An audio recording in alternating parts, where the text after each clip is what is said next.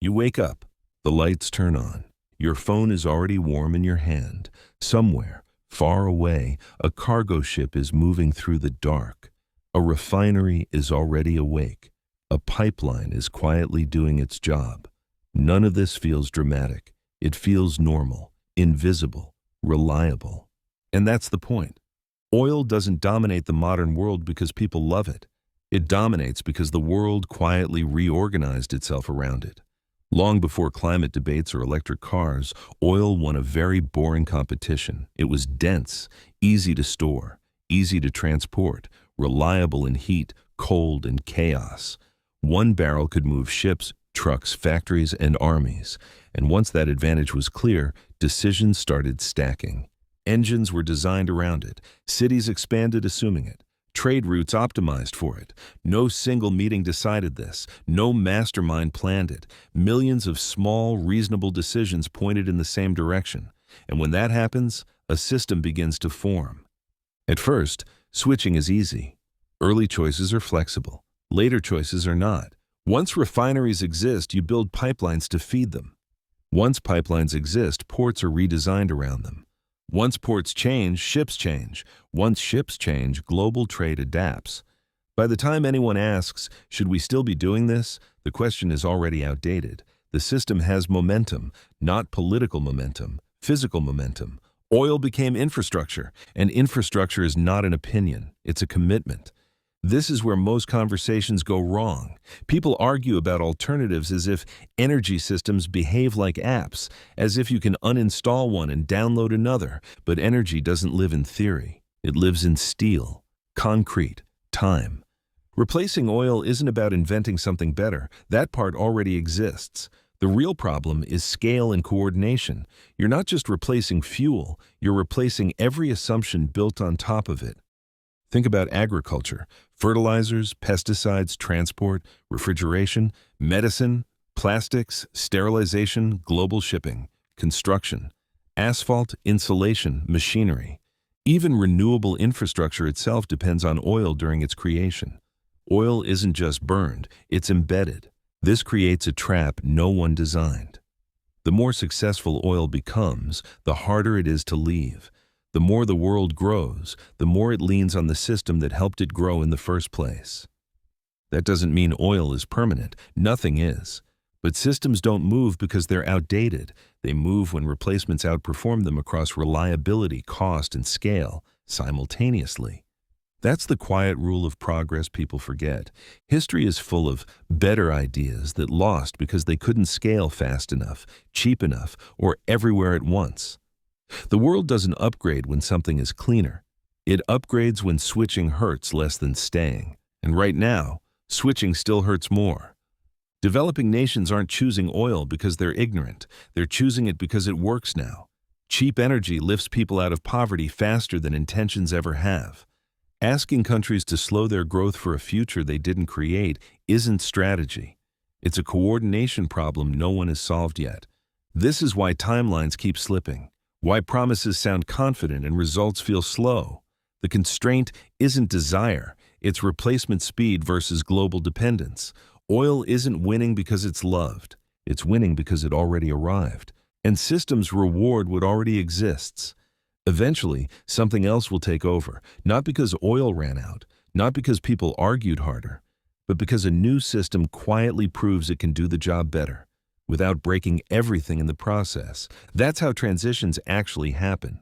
Slowly, unevenly, then all at once.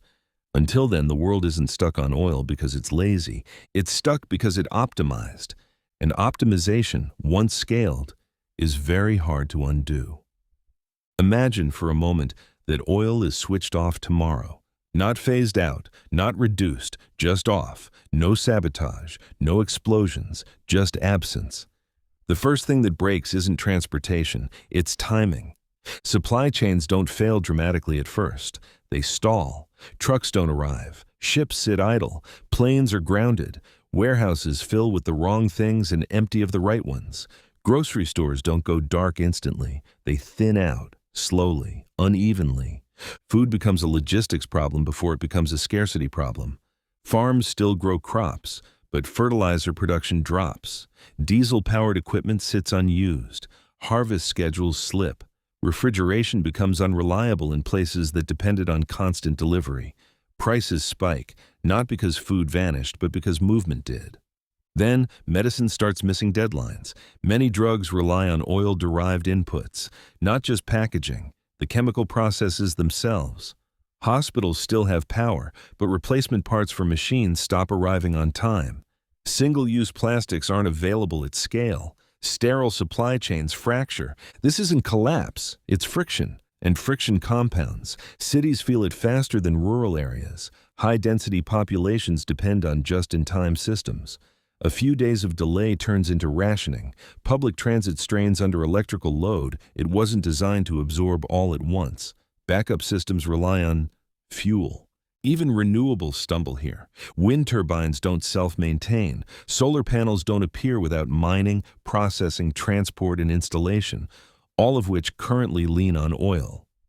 The transition infrastructure itself is mid-construction. Switching the foundation off before the replacement is load-bearing doesn't create progress. It creates instability. The hardest-hit regions aren't the biggest polluters. They're the most fragile. Developing economies lose growth first, not because they wasted energy, but because cheap energy was the ladder they were climbing. Cutting it mid-ascent locks inequality in place. Wealthy nations can buffer shocks. Poorer ones can't. This is the uncomfortable truth. Oil isn't just powering excess, it's powering baseline stability. Turning it off doesn't create a cleaner world, it creates a chaotic one. And chaos doesn't transition gracefully, it reacts. Usually by reverting to whatever works fastest, even if it's worse long-term. This is why real transitions never happen by shutdown. They happen by displacement. Coal didn't disappear because people banned it. It disappeared because something else did the job better, cheaper, and at scale. Horses didn't vanish because they were outlawed. They vanished because engines solved more problems than they created. Oil will end the same way, not with a switch, with redundancy. When alternatives don't just exist, but outperform oil across reliability, cost, and global reach, the system will move on its own. Quietly. Without moral speeches, without panic. Until then, pretending the world can simply stop is a misunderstanding of how systems behave under load. The question isn't whether oil should be replaced, it's whether the replacement is ready to carry the weight of everything oil currently holds together. And right now, it isn't. That's not a defense of oil. It's a diagnosis of reality. The mistake is thinking this is a moral problem. It isn't. It's an engineering and coordination problem, playing out at planetary scale.